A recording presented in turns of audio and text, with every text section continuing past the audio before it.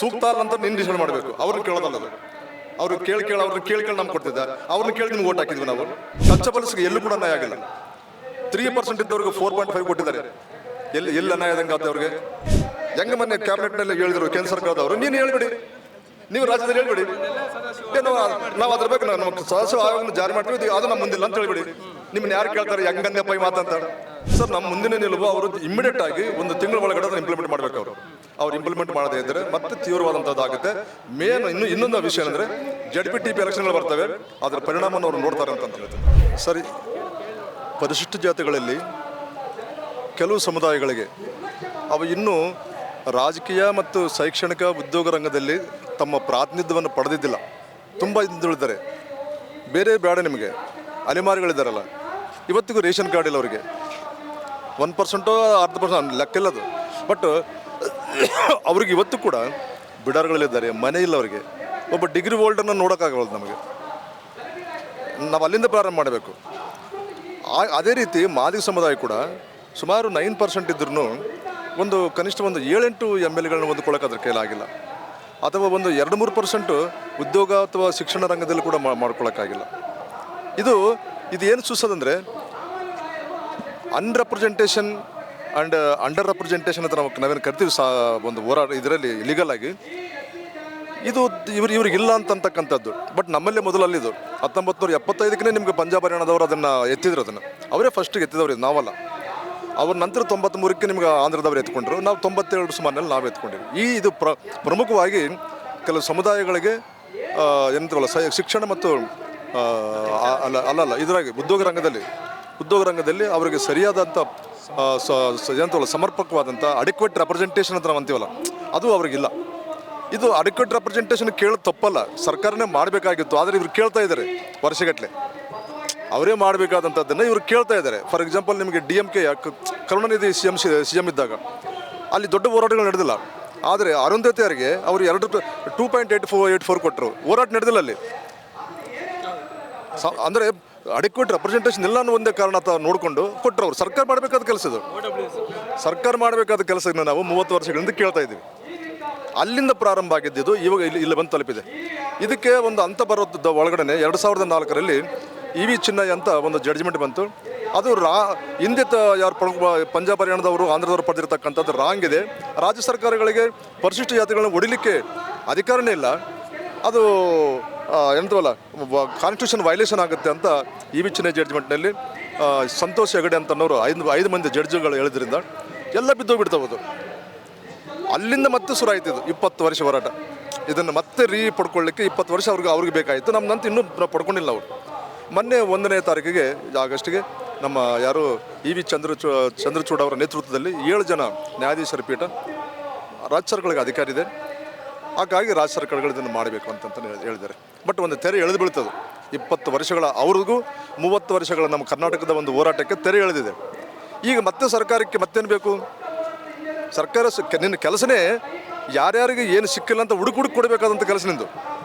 ಅವ್ರು ಕೇಳ್ತಾ ಇದ್ದಾರೆ ನನಗಿಲ್ಲ ಅಂತ. ಇಲ್ಲ, ಸ್ವಲ್ಪ ನಾನು ಕೇಳ್ತೀನಿ, ನಿನಗೆ ಆದೋ ಇಲ್ಲ ಅಂತ ನಾನು ಅವ್ರನ್ನ ಕೇಳ್ತೀನಿ ಅಂತಿರ್ತೀವಿ.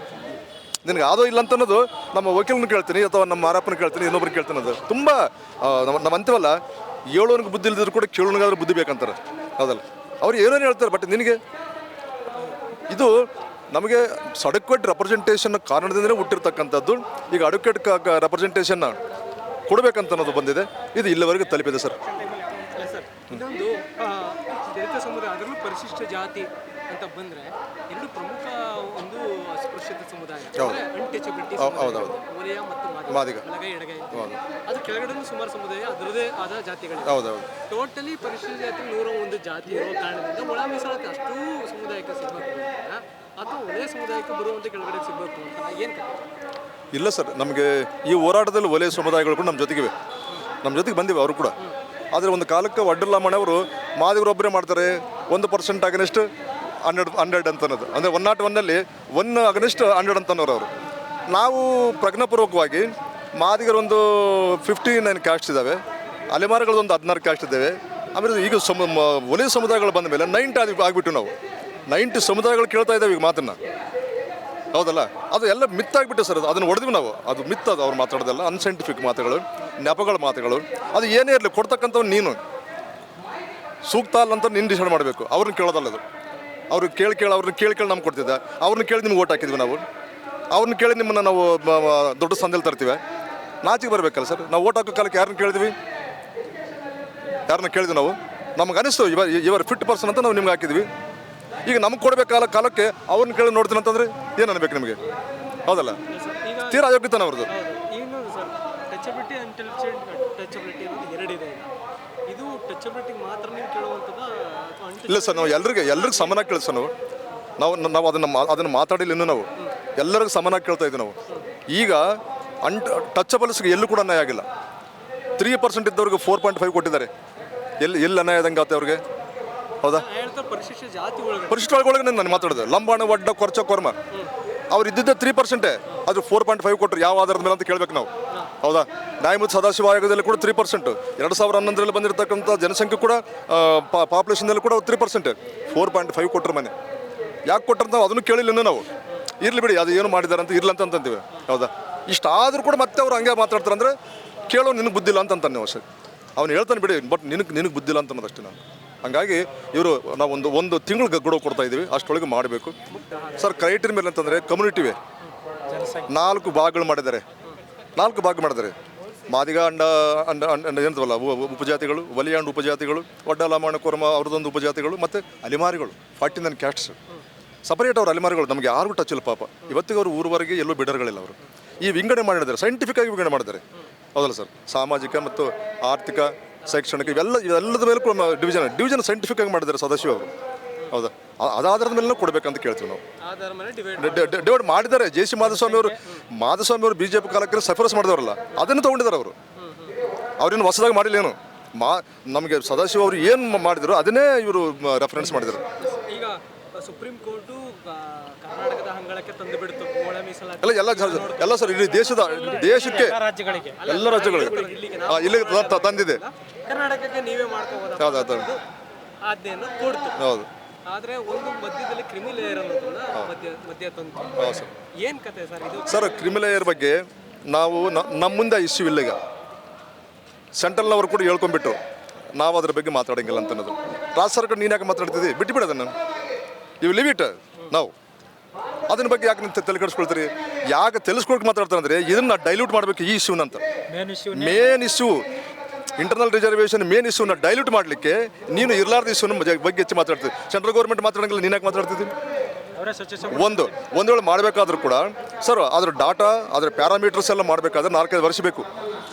ಅಂಥದನ್ನು ನೀವು ಇಮಿಡಿಯೇಟ್ ಮಾಡಬೇಕಾದಂಥ ಕೆಲಸದ ಜೊತೆಗೆ ಅದನ್ನ ಯಾಕೆ ಮಾತಾಡ್ತಿದ್ದೀವಿ ಅಂದರೆ ಅದು ಬೇಡ ಅಂತ ಅರ್ಥ. ಇಂಡೈರೆಕ್ಟಾಗಿ ಅದು ಬೇಡ ಅಂತ ಅನ್ನೋ ಕಾರಣಕ್ಕಾಗಿ ಇದನ್ನು ತಂದಿಡೋದು. ನಾವು ಅದ್ರ ಬಗ್ಗೆ ಮಾತಾಡೋಂಗಿಲ್ಲ. ಸರ್ಕಾರಕ್ಕೆ ಬಿಟ್ಟಿದ್ದು ಅದು. ರಾಜ್ಯ ಸರ್ಕಾರ ಮಾಡ್ಬೋದು, ಬಿಡ್ಬೋದು ಅದು. ಹೌದಲ್ಲ? ಕೇಂದ್ರ ಸರ್ಕಾರ ಅಂತ ಇಲ್ಲ ಅಂತ ಹೇಳಿದೆ. ಕೇಂದ್ರ ಸರ್ಕಾರ ಇಲ್ಲ ಅಂತ ಹೇಳಿದೆ. ಈಗ ಸರ್, ಈಗ ಸುಪ್ರೀಂ ಕೋರ್ಟ್ ಇಂಡೈರೆಕ್ಟ್ಗೆ ಮುಂದೆ ತರ್ತೀವಿ ಅನ್ನೋ ಏನಾದ್ರು ಒಂದು ಸೂಚನೆ ಕೊಡ್ತಾರೆ ಸರ್. ಇಂಡೈರೆಕ್ಟ್ ಆಗಿ ಸುಪ್ರೀಂ ಕೋರ್ಟ್ ಅವರು ಹೇಳಿದ್ದಾರೆ. ಇಂಡೈರೆಕ್ಟ್ ಆಗಿ it is a part of the judgement. It not a opinion, it is a part of judgement. ಇದ್ರಾಗ 2 ಮಾತಿಲ್ಲ. ಕಂಟೆಂಪ್ಟ್ ನಾವು ಮಾತಾಡೋಕ್ಕೆ ಹೋಗಲ್ಲ ನಾವು. ಪಾರ್ಟ್ ಆಫ್ ಜಡ್ಜ್ಮೆಂಟ್ ಆಗಿರೋದ್ರಿಂದ ಅದು ಇಟ್ ಇಸ್ ದೇರ್.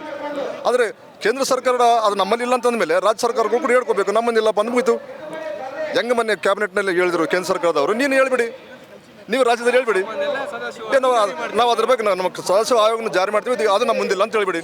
ನಿಮ್ಮನ್ನ ಯಾರು ಕೇಳ್ತಾರೆ ಹೆಂಗಂದಪ್ಪ ಈ ಮಾತಂತ? ಹೌದಲ್ಲ? ಈಗ ನಿಮ್ಮ ಉದ್ದೇಶ ಈ ಒಂದು ಸಭೆ ಮತ್ತು ಈ ಮುಂದಿನ ಹೋರಾಟದ ಮುಂದಿನ ನಿಲುವು ಏನು ಸರ್? ಸರ್, ನಮ್ಮ ಮುಂದಿನ ನಿಲುವು ಅವರು ಇಮಿಡಿಯೇಟ್ ಆಗಿ 1 ತಿಂಗಳ ಒಳಗಡೆ ಅದನ್ನು ಇಂಪ್ಲಿಮೆಂಟ್ ಮಾಡಬೇಕು. ಅವ್ರು ಇಂಪ್ಲಿಮೆಂಟ್ ಮಾಡದೇ ಇದ್ದರೆ ಮತ್ತೆ ತೀವ್ರವಾದಂಥದ್ದಾಗುತ್ತೆ. ಮೇನ್ ಇನ್ನೊಂದು ವಿಷಯ ಏನಂದರೆ ZPTP ಎಲೆಕ್ಷನ್ಗಳು ಬರ್ತವೆ, ಅದರ ಪರಿಣಾಮವನ್ನು ಅವರು ನೋಡ್ತಾರೆ ಅಂತ ಹೇಳ್ತೀನಿ. ಈಗ ಸಿದ್ದರಾಮಯ್ಯರು ದಲಿತ ಪರ ಚಿಂತಕರು ಅಥವಾ ದಲಿತ ಪರ ಇರುವಂಥ CM ಅಂತ ಹೇಳ್ಕೊಂಡು ಪ್ರಚಾರ ಮಾಡ್ತಿದ್ದಾರೆ. ಸಮುದಾಯಗಳು ಯಾವುದು ದಲಿತ ಸಮುದಾಯಗಳು ಸಚಿವರು ಕೂಡ ಪ್ರಚಾರ ಮಾಡ್ತಾರಂಥದ್ದು ನೋಡ್ತೀವಿ. ಎಲ್ಲ ಮಾಡಿದ್ರು. ಇಂಥ ಒಬ್ಬ CMಗೆ ನೀವು ಸಂಘಟನೆಯ ಮುಖ್ಯಸ್ಥರಾಗಿ ಅಥವಾ ಇಡೀ ಒಂದು ಬಳಗದ ಪ್ರತಿನಿಧಿಯಾಗಿ ಏನು ಹೇಳ್ತೀವಿ ಸರ್? ನಾವು ಸಿದ್ದರಾಮಯ್ಯನ ಇಲ್ಲಿ ಕೂಡ ಇದುವರೆಗೂ ಕೂಡ ನಾವು ಹಂಗೆ ಅಂದ್ಕೊಳಕತ್ತೀವಿ. ಇದು ಟಿಲ್ ಟು ಡೇಟ್ ನಾನೊಬ್ಬ ಪರ್ಸನಲ್ ಆಗಿ ಕೂಡ ನನಗೆ ಆತನ ಮೇಲೆ ತುಂಬ ಗೌರವ ಇದೆ.